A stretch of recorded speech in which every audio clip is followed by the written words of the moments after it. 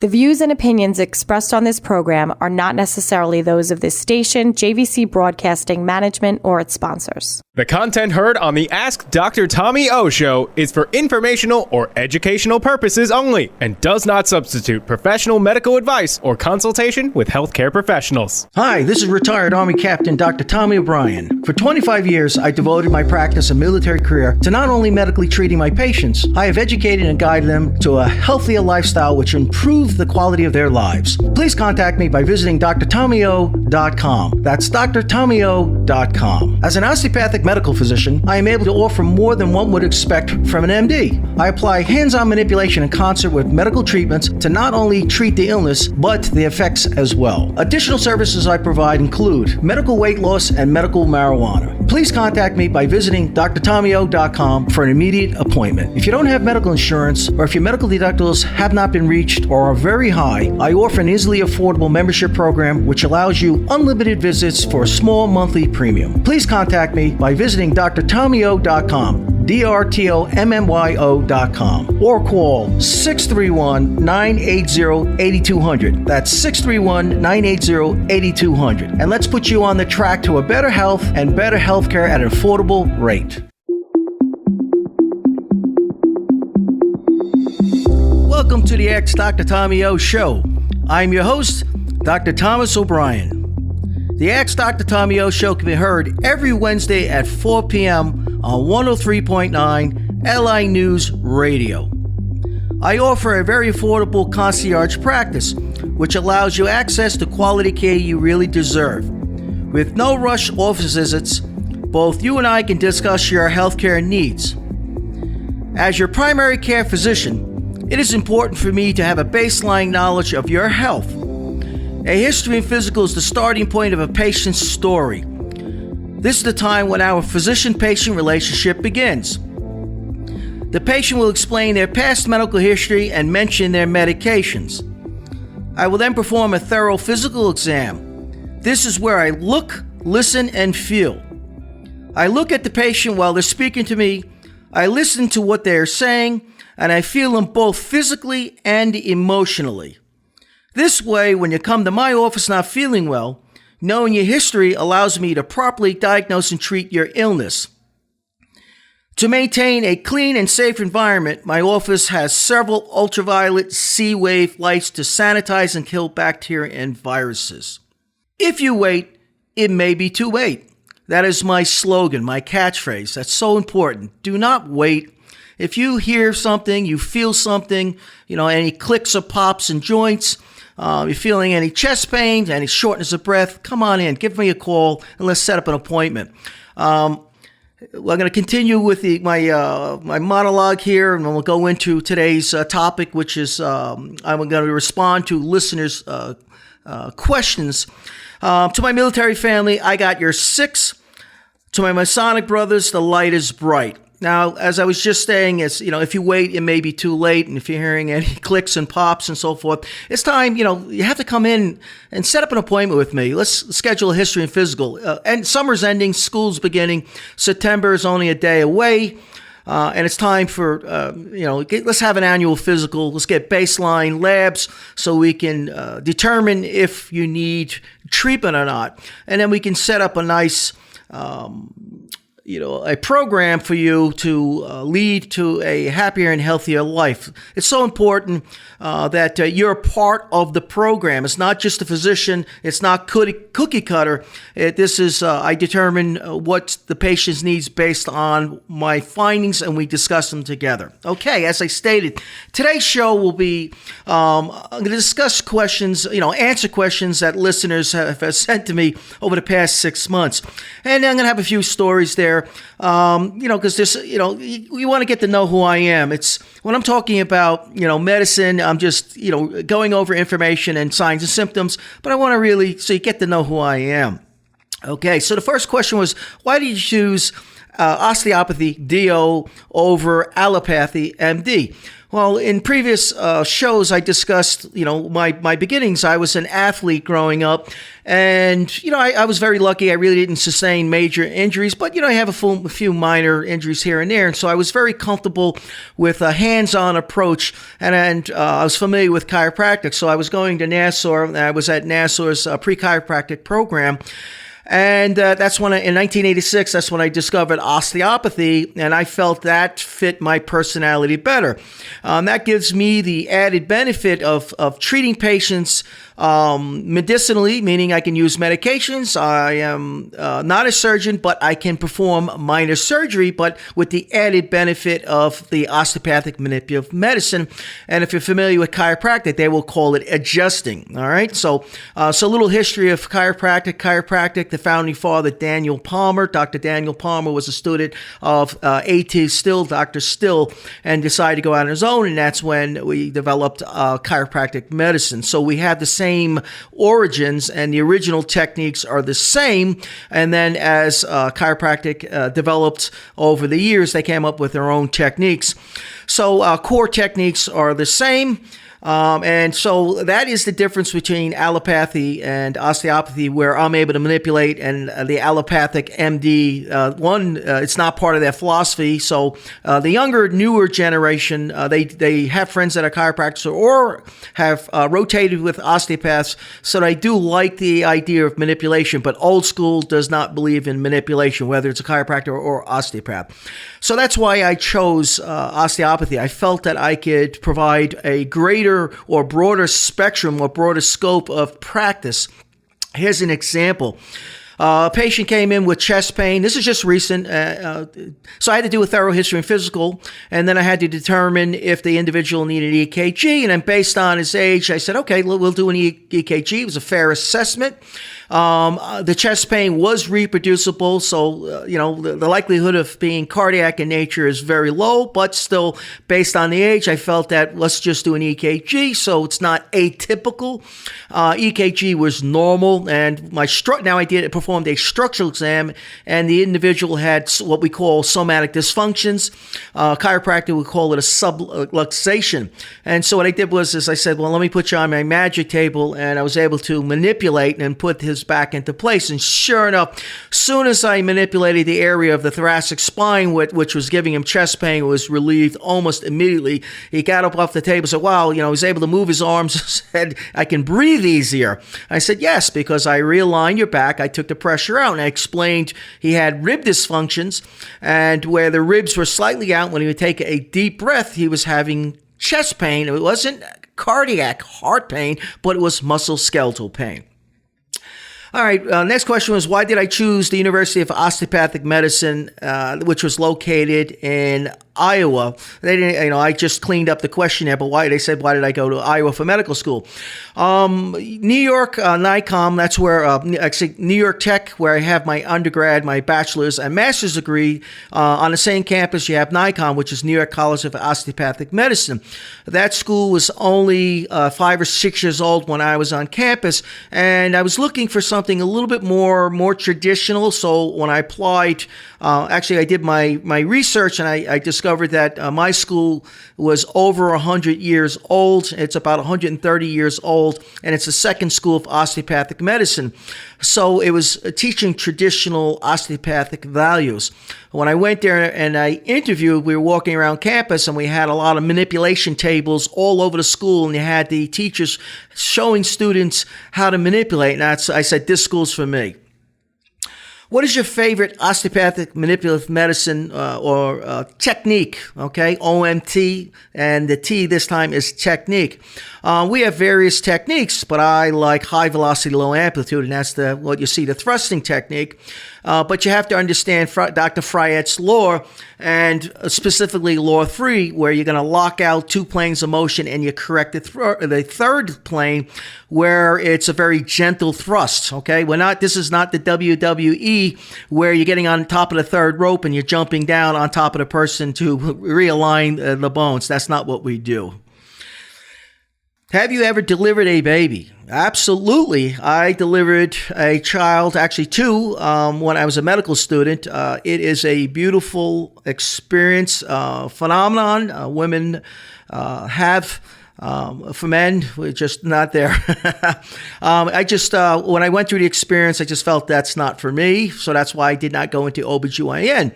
So for men, passing a renal calculi, a kidney stone, that is the closest that we will ever come to what we can compare to delivering a child. All right, so we have a minute. I can't believe how fast this is going.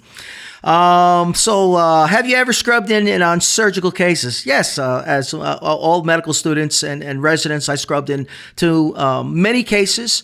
And actually, I thought about being a surgeon, and I love to suture, and I've taken on pretty complicated cases, and anything that's too complicated, I will send to the ER to a surgeon to handle it. But absolutely, I thought about being a surgeon as a medical student. All right, so we have 30 seconds left. If you missed one of my shows or you like to listen to my show again, visit my website, drtomio.com. That's drtomio.com. Click Ask Dr. Tommy O and my shows will appear. Come join my practice. Let me help you lead a happier and healthier life. If you wait, it may be too late. To learn more about my practice, go to drtomio.com. That's drtomio.com, or give us a call at 631-980-8200.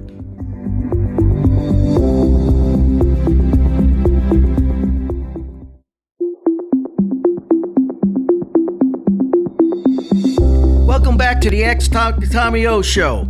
I'm your host, Dr. Thomas O'Brien. Today's topic, questions presented by my listeners. I offer a very affordable concierge practice at the price of less than the cost of a monthly cell phone bill. This allows you access to quality care you really deserve. With no rush office visits, both you and I can discuss your health care needs. To learn more about my practice, go to drtomio.com. That's drtomio.com, or give me a call at 631-980-8200. All right, back to the questions. So I left off, have I ever scrubbed in, on surgical cases? And I said, absolutely, yes. Originally, I thought about being a surgeon. I had to look at my age. I started medical school. I was 26 years old. Most students start at 22. So I was 4 years older because I had, extra years of education. I have a master's degree in clinical nutrition. And then I had other classes I took, while I was an undergrad, just to give me a well-rounded background. So when I'm able to care for my patients, I'm able to offer more than just the pill. In a typical practice, doctors are not well versed in nutrition. So the first thing I want to do is they're going to want to give you a pill. I want to be able to educate my patients and make them feel part of the team. It's both you and I. We make decisions together, and I'm able to help you, navigate through this mess. This health. It's a very difficult healthcare, and one's healthcare, it's very difficult to navigate through it. And that's why I went through medical school. You have, insurance companies getting involved and they want to tell me how to care for my patients. No, I went through medical school. I did residency. I was trained how to educate you and guide you through so you can have a happier and healthier life. We don't need the insurance company. So that's why I do not like dealing with the insurance companies. All right, so did I always want to be a family practitioner? No. When I originally thought about being a surgeon. As I stated, I started medical school at 26. By the time I was done and starting my residency, I was 30, almost 31. And then I said, okay, I have another 4 to 6 more years of residency. Now I'm 35, 36 years old. I just said, nah, I don't know about that. I think I need to just get back and let's get into the workforce. I've been out of the workforce, and it's time to me to start taking care of patients, making some money. That's the reality. I also thought about being a cardiologist, but after my training out in Iowa, and I saw what I could do and how broad my scope is with practicing family medicine, and then I decided to become a family practitioner. And when I returned to New York from Iowa, I entered my family practice residency at St. Barnabas in the Bronx, and I was given a wonderful experience. The Bronx. I mean, what better place to get an experience? I mean, the Bronx is the unhealthiest borough in all of New York City and one of the unhealthiest communities in all of America. Okay, so you're going to get good care, you're going to get good education, and then you learn how to provide excellent care. Do you ever worry about patients while under your care? Absolutely. My patients are my family. I worry about them all the time, especially. You can ask my wife, because I'll get up. Sometimes I can only sleep 2 or 3 hours, and I'm up 3 o'clock in the morning pacing, especially when I start a new procedure or a new medication, and I am in no man's land. That's what I call it, no man's land. Do I send the patient to the ER, or can I manage him outpatient? And that's a professional decision. I have to make that based on the individual's their mindset, and are they able to follow my instructions? And then you start to second guess, the next, it's 3 o'clock in the morning. I'm like, oh boy, is something going to go wrong? And every time my wife says, Tommy, everything's going to be fine. Your patients are always okay. Come back to bed. Yes, I do worry about my patients. It's just the nature of the beast, the nature of being a physician. Do I have difficult patients? Yes, I do have difficult patients, but if they become too difficult, I try to enlighten them and help them and guide them. But if they do become very difficult, then I'll have to let them go from the practice. My practice is a very comfortable practice. It's nice and relaxed. It's not a sterile environment with white walls. There's a lot of history on my walls. My patients feel very comfortable, and it's just a very unique setting, and that's what I'm looking for. I don't need individuals, being distracting other patients or my staff. So I just say, sorry, this office is not for you, and I'll let them go. And have I done that? Yes, I've done that in the past. Have I ever lost a patient? Yes and no. Okay. Due to something I did wrong? No, okay? No, I did not lose a patient based on my treatments. However, I did lose patients over the years who had cancer, and I was treating them palliatively, and where this is end life. So I was making sure that they would die with dignity and that with compassion. So I was making sure that they were comfortable and they were able to spend time with their family the remaining time they had. So that was my responsibility to make them comfortable so their family can say their goodbyes. And, that was difficult, and I had several. And, my practice is on the Upper East Side, my office, where I had a lot of entertainers and individuals of status who end up passing. And it was difficult, especially when I see shows and I see them on the show right now, reruns, and I say, oh boy, it just brings back memories of me treating them and sharing stories, their stories, as they travel through their career. What is your most memorable experience? Okay, well, I have a couple. My first is with my grandfather. This was in 1994. My grandfather had diabetes. He went bad diabetes. He was 84 years old, and he ended up going in for surgery. And as with a lot of diabetics who did not take care of themselves, amputation. So he had his foot amputated from his below his ankle. Well, he survived this surgery. Everything was fine. And then a few hours after surgery, he ended up passing. Okay, so I had to come home and deal with this. Now, I was on surgical rotation, so I was a senior medical student. I went back to my surgical rotation, and the surgeon I was with says, hey, Tommy, we need to make a house call. I'm like, okay, well, what's going on? Do you remember so-and-so? I'm like, no, I'm not familiar with that individual. I was never on that case. He goes, well, the patient's making a decision now. I'm like, oh, what's this? So we went to the house, and it turns out the patient had a pancreatic cancer. And the patient says, this is it. I can't handle this anymore. So here we are. The family is crying. I'm crying. The surgeon's crying. We're all crying. I'm like, oh, boy, this guy's making a decision. He just wants to end, his treatment care. And I'm, on the way home, I was, because the surgeon drove us, and I'm saying, I felt like I was being punished. I'm like, God, why are you doing this to me? I just lost my grandfather, and now I'm experiencing this.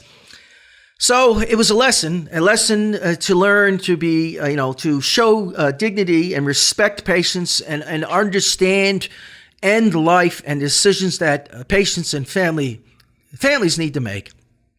These are tough decisions, tough decisions, tough to live with. And you can hear it in my voice now. Woo! It's tough. All right, so, excuse me, tough memories. I have a little bit more than a minute left. There's other stories, that were more positive. Another story, make it real quick because we have about a minute. I scrubbed in on a case, and it turns out this individual had sickle cell, but it wasn't sickle cell. It turns out the patient had a bleeding ulcer, and this was late at night. It was almost midnight, so I ended up scrubbing in on a case, and the patient, we ended up saving the patient's life. They were bleeding out.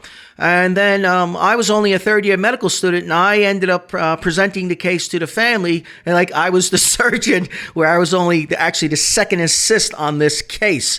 So that was a really good experience where we didn't think the patient was going to make it, and the patient made it. So that was positive. Okay, so we're going to wrap up. I got 30 seconds. So now you get to really get to hear my voice and how I feel when it comes to compassionate care. All right, so if you're looking for a physician, you want a physician that's caring, come make that call. Call my office. Learn about my practice. Go to drtommyo.com. That's drtommyo.com. Or call my office at 631-980-8200. 631-980-8200. Make that call.